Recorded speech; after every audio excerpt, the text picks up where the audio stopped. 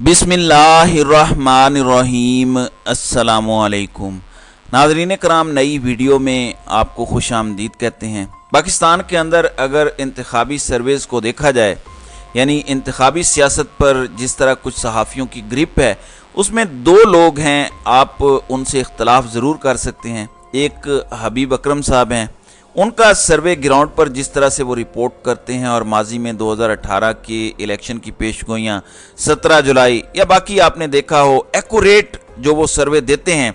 इसी तरह से सुहेल वड़ैच, इख्तलाफ बिल्कुल उनसे हो सकता है उनकी किसी अप्रोच से कि वो किसके मुखालिफ हैं, किसके हक़ में हैं या क्या कर रहे हैं, लेकिन पाकिस्तान की इंतखाबी सियासत, बिरादरियाँ, वोटर का रुझान, ग्राउंड पर क्या कुछ है, वो सुहेल वड़ैच बहुत अच्छे तरीके से जानते हैं। ये दोनों सहाफ़ी ऐसे हैं जिन्हें अगर क्लोजली देखा जाए, इनका माजी देखा जाए तो समझ आती है। अब इमरान खान का क्या ताल्लुक है? इमरान खान इस वक्त जो है वो इस्लामाबाद हैं और इंसदाद दहशतगर्दी अदालत में वो पेश हुए और वहाँ पे उनकी 26 जुलाई तक ज़मानत मंजूर हो गई है। अभी दहशतगर्दी के 3 मुकदमात और दीगर केसेस में भी उन्होंने पेश होना है। इस्लामाबाद हाई कोर्ट में भी उनका तोशाखाना केस चल रहा है, जहां पे ख्वाजा हारिस दलाइल दे रहे हैं और उन्होंने कहा कि अदालत ने जो सवाल रखे थे लोअर कोर्ट के सामने, उन सवालों के जवाबात नहीं दिए गए। अब देखना यह है कि वहाँ से क्या फ़ैसला आता है। अब इमरान खान 9 मई से मुतल्लिक मुकदमात हों, जज पर एतराज़ वाला मामला हो, दीगर दरखास्तों पर हाई कोर्ट में समात है, ATC में 3 मुकदमात हैं, अल कादिर ट्रस्ट केस है, फिर तोशाखाना केस, इसी तरह के मुख्तलिफ केसेस हैं जिसमें इमरान खान आज पेश हुए हैं।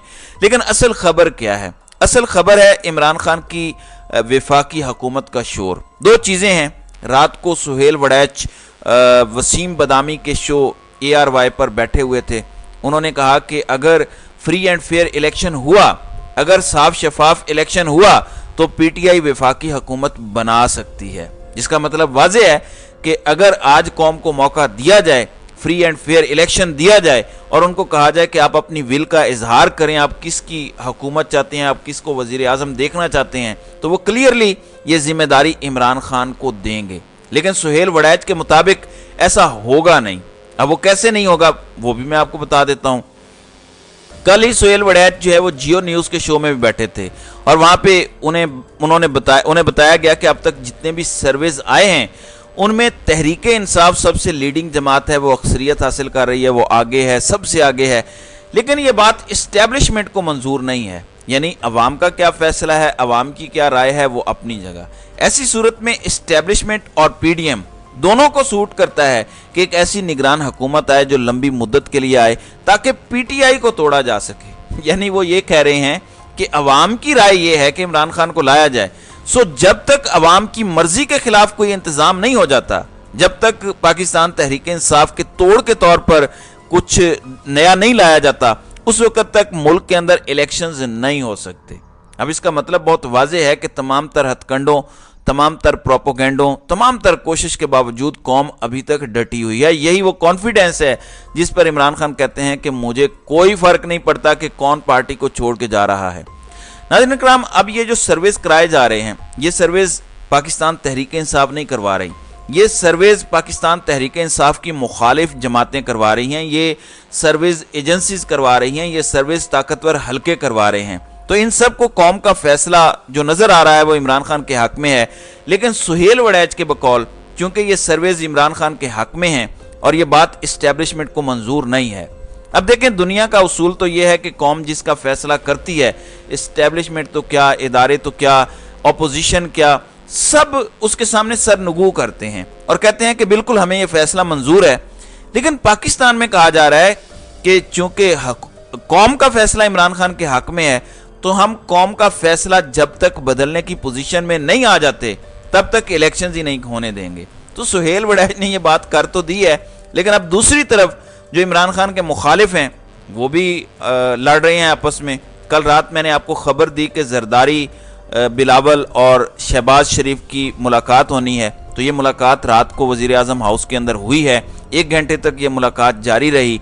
पीपल्स पार्टी के ज़राए बता रहे हैं कि पीपल्स पार्टी 60 रोज़ में इलेक्शन चाहती है, टाइम पे असम्बलियाँ तहलील करके, जबकि मुस्लिम लीग नून 90 रोज़ में इलेक्शन चाहती है, चंद रोज़ पहले असम्बलियाँ तहलील करके।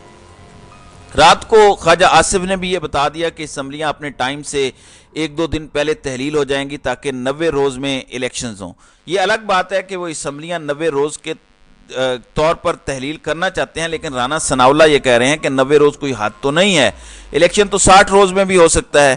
تو بھائی اگر آپ پھر اسمبلیاں کیوں تحلیل جو ہے وہ پہلے کرنا چاہتے ہیں اگر 60 روز میں ہی آپ لوگ بھی الیکشنز چاہتے ہیں؟ اب صالح ظافر نے آج جنگ اخبار دی نیوز کے اندر لکھا کہ رات کو جو ملاقات شہباز شریف اور پیپلز پارٹی کی قیادت کے درمیان ہوئی ہے، اس ملاقات میں کوئی سیٹ ایڈجسٹمنٹ اور اسمبلیوں کی تحلیل کا شیڈیول طے نہیں پا سکا۔ اس 1-on-1 ملاقات میں ایاز صادق بھی شامل تھے، اسحاق ڈار بھی موجود تھے۔ تو انہوں نے کہا کہ تمام حکومتی اتحادیوں کو اعتماد میں لے کے فیصلہ کرنا چاہیے تھا، حالانکہ فیصلہ ان لوگوں نے دبئی میں بیٹھ کر لیا ہے۔ اب اس کے بعد شہباز شریف نے آج ایم کیو ایم والوں کو بلا لیا ہے۔ وزیر اعظم ہاؤس سے یہ خبر ہے کہ آج ایم کیو ایم کی ملاقات شہباز شریف کے ساتھ طے پا گئی ہے۔ اب دیکھنا یہ ہے کہ اس ملاقات کے اندر کیا ہوتا ہے۔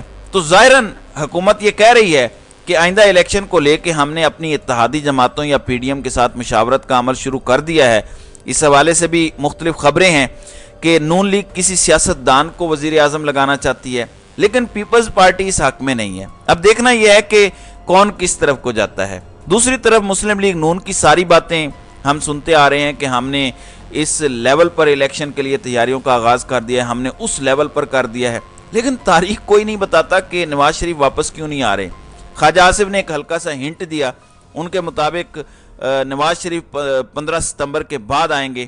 تو ان سے پوچھا گیا کہ آپ 15 ستمبر کے بعد وہ واپس کیوں آئیں گے؟ تو انہوں نے کہا کہ وہ جو عدالت کا گڈ ٹو سی یو والا رویہ ہے اس پر تحفظات ہیں۔ یعنی ان کے کہنے کا مطلب یہ تھا کہ جو موجودہ چیف جسٹس عمرتاب بندیال ہیں ان کے ہوتے ہوئے ہمیں خطرہ ہے، اس لیے ان کے ہوتے ہوئے وہ نہیں آئیں گے۔ لیکن ساتھ اس کا مطلب یہ بھی ہے کہ جسٹس قاضی فائز عیسیٰ آ جائیں گے تو ہمیں کوئی خطرہ نہیں ہے۔ تو جسٹس قاضی فائز عیسیٰ جب چیف جسٹس کے منصب پر آئیں گے تو نواز شریف بھی ملک میں واپس آ جائیں گے۔ میں بار بار یہ بات کہتا ہوں کہ مسلم لیگ نون آنے والے چیف جسٹس کے ساتھ زیادتی کر رہی ہے، ان کو متنازع بنا رہی ہے۔ ان کے بارے میں یہ تاثر قائم کیا جانا کہ مسلم لیگ نون کو ان کے ہوتے ہوئے کوئی مسئلہ ہی نہیں ہے، جو مرضی کریں، یہ بہت بڑی زیادتی ہے۔ لیکن میں آپ کو ایک بات بتا دوں، یہ ہر حکومت کو لگتا ہے کہ اگر یہ آرمی چیف لگ گیا تو ہمارے مسائل حل ہو جائیں گے، یہ چیف جسٹس لگ گیا تو ہمارے مسائل حل ہو جائیں گے۔ ایسی بات ہے نہیں۔ دیکھیں، مجھے منصب جب ملنا ہو تو میں ایک مختلف انسان ہوں۔ جب مجھے منصب مل گیا ہے، جب مجھے پتہ چل گیا ہے کہ یہ میرے اختیارات ہیں اور میں ان اختیارات کو استعمال کر سکتا ہوں، تو اس کے بعد صورتحال بالکل مختلف ہو جاتی ہے۔ اور یہ تبدیلی مسلم لیگ نون کو ہر بار فیس کرنی پڑی ہے، لیکن مسلم لیگ نون نے بھی قسم کھائی ہوئی ہے کہ انہوں نے کبھی اپنے ماضی سے سیکھنا نہیں ہے۔ اب ذرا اندازہ اس بات سے لگا لیجئے، ہمیں آئی ایم ایف کی ڈیل کے کچھ نکات جو انہوں نے ویب سائٹ پر اپلوڈ کیے، جس سے پتہ چل رہا ہے کہ آئندہ ہمارے حالات کیا ہوں گے۔ اور قرض ملا ہے تو قرض کا جشن بھی بھرپور ہونا چاہیے۔ اب پنجاب میں ملازمین شور کر رہے ہیں، ان کی رننگ بیسک کا ایشو ہے، ان کی پینشن کا ایشو ہے۔ ذرا اندازہ لگائیے، سینٹ ملازمین کے لیے 1 ارب 3 کروڑ روپے کے الاؤنسز جو ہیں وہ منظور کر لیے گئے ہیں، اور سینٹ کے ملازمین کو یہ الاؤنسز ملیں گے، اور یہ صادق سنجرانی نے منظوری دی ہے۔ یہ تنخواہوں کے علاوہ ہیں، جس میں ان کے اعزازیے ہیں، جس میں باقی چیزیں ہیں۔ تو کیا ہی کہنے، 1 ارب 3 کروڑ آپ کے ٹیکس سے اکٹھا کر کے سرکاری ملازمین کو یوں پلیٹ میں رکھ کے دیا جائے گا کہ جناب آپ جائیں، کھائیں، عیاشی کریں، یہ آپ کے باپ کا پیسہ ہے۔ اس میں کیا اتنی قباحت والی بات ہے؟ تو یہ ہے ہمارا پاکستان، اور اس میں یہ ہمارے رہنما ہیں جو اس طرح سے ہمارے ملک کو چلا رہے ہیں۔ تو ناظرین کرام، آپ کی اس ویڈیو کے حوالے سے کیا رائے ہے؟